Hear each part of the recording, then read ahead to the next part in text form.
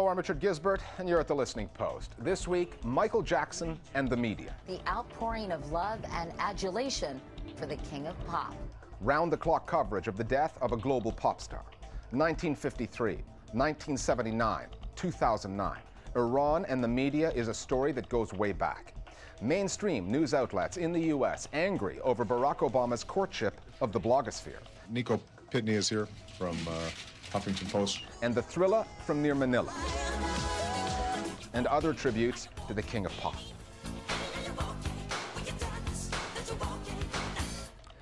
It was news from the world of entertainment, but it was big news. We're talking about the death of Michael Jackson. From the moment the story broke on the online entertainment website TMZ, the rest of the media were playing catch-up. This was a tsunami of coverage that knew no limits. The story flooded all forms of media: television, radio, print, and online. At one stage, Google was taking so many hits that the search engine thought it was under attack. So why did a pop star whose musical peak occurred almost a generation ago and who had since become better known for his legal and financial troubles dominate the news agenda in a way not seen since the deaths of JFK and Elvis? That's our starting point this week, the passing of Michael Jackson and the biggest multimedia obituary of all time. Breaking news about Michael Jackson. Michael Jackson is no more. Pop'un kralı aslında bir dönemin ta kendisiydi Michael Jackson. I caught on to the story on Twitter and watched it ripple through the world in about 4 minutes. The controversial character known as the King of Pop is dead. I thought the coverage was massively excessive. A lot will be said about Michael Jackson as we learn more about this story. Speculation continues on where and when Michael Jackson's funeral will take place. When someone's that bizarre, it's hard for the media to stay away. So they didn't stay away, in droves. Michael Jackson's transcendent talents. Throughout his adult life, Michael Jackson was a ubiquitous presence in global media, first for the music, then for the news he made. But for all the collective resources of big global media, the story of Jackson's death was broken by new media, the gossipy American entertainment site TMZ. First of all, you know, media is migrating online is the first and obvious truth of this. In the age of these intensive celebrity-focused websites, maybe it shouldn't be so surprising that one of them, TMZ.com, was the one to really take the lead in breaking the Michael Jackson news. The reason that TMZ was able to break it first is that, like most websites, they're not quite as beholden to, I guess, standards of reportage and fact-checking as mainstream news organisations are. I mean, that's the one thing that the mainstream media still has going for it. But new media and internet media doesn't bother with sources and doesn't bother with truth and veracity. There's no journalism to it, it's just the quick reporting of gossip. The TMZ scoop and everybody rushing to catch up it's kind of an interesting dynamic of the relationship between new media and old media, in that old media does sort of end up spending a lot of its time serving as a fact-checking agency for new media, and you end up being kind of reliant on things like the BBC or CNN or even Al Jazeera to actually try and get to the bottom of it. I suspect that's going to be the way of things. Then the story started racing around the net. Search engines like Google were stretched to the max, and Twitter, the text and web star of the Iran story, was quickly brought down to earth. People said that Iran was the Twitter moment because when the news outlets were shut down in Iran, news still kept coming out of Iran because of this new social networking phenomenon of Twitter. But actually, it took a celebrity to bring Twitter to its knees, and there was so much activity on the Twitter site that it stopped functioning. Michael Jackson song. Then came the mainstream media deluge. Around the world, his legions of fans are in mourning. The 24-hour news channel feeding frenzy. Michael Jackson's family is gearing up for a battle over the late singer's estate. It just went into complete overkill mode, and that does become kind of mesmerizing to watch. Janet Jackson, along with some moving vans, showing up at Michael Jackson's estate. You get to that point where everything has been said, but not quite everybody has said it. From New York to Tokyo to Australia, China, there's no one in the world that doesn't know him. So you just get a kind of another kind of circle of talking heads in to reiterate exactly the same opinions we've already heard 1,000 times. He was probably, singly, the greatest dancer and musician the world has ever seen. A lot of news coverage and a lot of the news outlet coverage has been almost appallingly irreverent. The outpouring of love and adulation for the King of Pop. It hasn't gone much deeper than he was an icon, he was a legend, his music will be remembered forever. Here in our country, we don't have a king or a queen, but for this country, the king, certainly, of pop, and in many other regards, Michael Jackson. I was sort of surprised at how glowing a lot of the coverage was and how they preferred to talk about his music and his dancing and the way he electrified people. Michael Jackson, of course, the former king of pop, one of the most famous men on all the planet. A lot of it seemed to sweep under the rug the darker side of Michael Jackson. You know, I think part of that is a natural reaction when someone dies. We're hesitant to speak ill of them. Michael Jackson owed much of his rise and at least part of his fall to the media. His videos in the 80s, first Billie Jean and then Thriller, helped make both him and MTV global pop culture brands. He was shrewd in the way he exploited the music video channel, but then, as his legal troubles grew, he proved surprisingly naive at dealing with the news side of the media.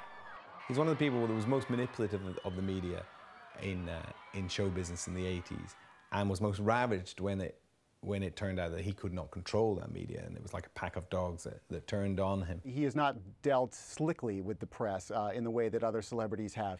For instance, he let Martin Bashir do that very intimate interview with him, which came out and really hurt his image. But is it really appropriate for a 44-year-old man to share a bedroom with a child who is not related to him at all? That's a beautiful thing. I mean, that was sort of the beginning of the downfall of his public image. He hasn't maybe been as guarded as he should have been if he wanted to be carrying on the slightly out of the mainstream activities he was carrying on at Neverland. The media kept focusing on Michael Jackson because he kept giving them a story and people couldn't stop watching. The human fascination with celebrity has spawned a whole new type of journalism, much of it gossipy and electronic.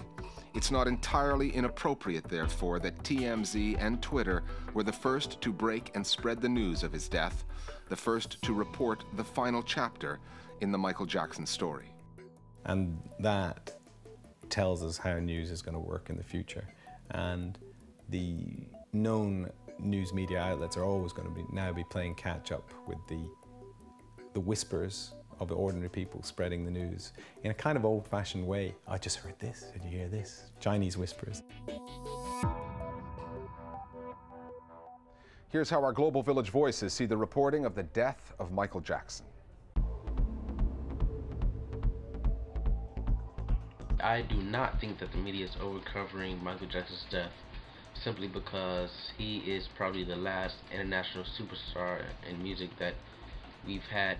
I hope that the media keeps up their coverage, and I also hope that the media starts to do more positive coverage on Michael Jackson and talk about some of the humanitarian work he's done with children and starving people in Ethiopia. Michael Jackson's death received the same amount of media attention that another celebrity of his stature might receive, such as a head of state or another actor or singer. All of the media coverage through the course of his life had a detrimental effect on him. And the thing that sticks out the most in my mind were the allegations of child molestation. I do believe that all of that eventually took its toll on Michael and was in part responsible for his untimely death. Anyone looking to be one of our Global Village voices can either email us at listeningpost@aljazeera.net, go on Facebook and look for the Listening Post page there, or you can follow us on Twitter. We will let you know via Facebook and Twitter what stories we're working on, how you can get with the program and contribute to the broadcast with your ideas. Time now for Listening Post News Bites. This one falls under the category of what took them so long. The entire staff at an Iranian newspaper owned by the opposition candidate, Mir Hossein Mousavi, has been arrested. The paper is called Kalameh Sabz. All 25 employees, 20 of whom are journalists, were taken into custody. The paper initially ceased publication on the 13th of June, although it was not officially banned at the time. The arrests took place the night before Kalameh Sabz was due to start publishing again. This development brings the total number of journalists arrested in Iran since the election to 40. This past week, 180 Iranian journalists wrote an open letter to Iran's leaders protesting the deplorable and critical state of the country's media. When the Central American country of Honduras descended into chaos this past week after a military coup, not only was the democratically elected government thrown out, but much of the media were shut down as well. The military installed Roberto Micheletti as president, and one of the first things he did was suspend the broadcasts of several local radio and television stations by cutting their electrical supply. Among the international TV stations that have been taken off the air there were Spanish-language news channels Telesur and CNN Español. The New York-based Committee to Protect Journalists has called on the new government to, quote, allow the resumption of all broadcasts and ensure journalists can work freely and safely at this critical time for Honduras, unquote.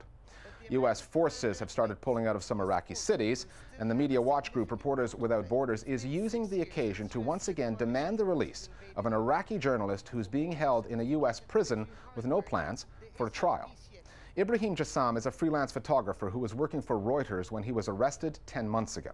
At the time, a U.S. military spokesman described him as, quote, a threat to the security of Iraq and coalition forces, unquote.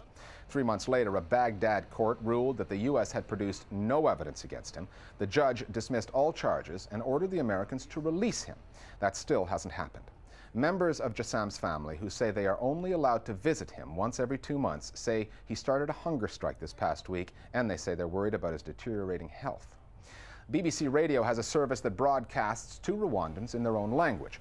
However, the government there is threatening to take it off the air once again. The Beeb's Kinyarwandan language service just got back on the air after a 2-month-long suspension that followed a broadcast that had Rwandans discussing the aftermath of the mass killings in 1994. The Rwandan government says it suspended the service because the broadcast harmed the reconciliation process. Now it says the channel will definitely and unconditionally be suspended if the BBC doesn't change its editorial line. Media critics have called the threats intolerable, and they've urged the government to respect the plurality of opinions that exist on foreign media. Some members of the U.S. mainstream media have their noses out of joint after a blogger infiltrated a White House press conference. Nico Pitney is here from Huffington Post. President Barack Obama took a question from the blogger because the White House had noticed that Nico Pitney from the Huffington Post website had been monitoring bloggers and Twitterers from Iran and wanted to know if Iranians had any questions for the American president. Under which conditions would you accept the election of Ahmadinejad? It was a pretty tough question, but reporters from NBC News and the Washington Post reacted with outrage. They accused the White House of planting the question. First of all, the White House said that wasn't true. The White House said it knew there was a question coming from Iran, but Obama did not know from whom or what the question was going to be. We had no idea what he was going to ask. Secondly, the White House press corps, given its mostly unquestioning treatment of the Bush administration during the run-up to the Iraq War, is hardly in a position to start questioning the journalistic standards of others. We're back after the break with a report on why Iran is dubious about the Western media. It's because Iranians have a long memory.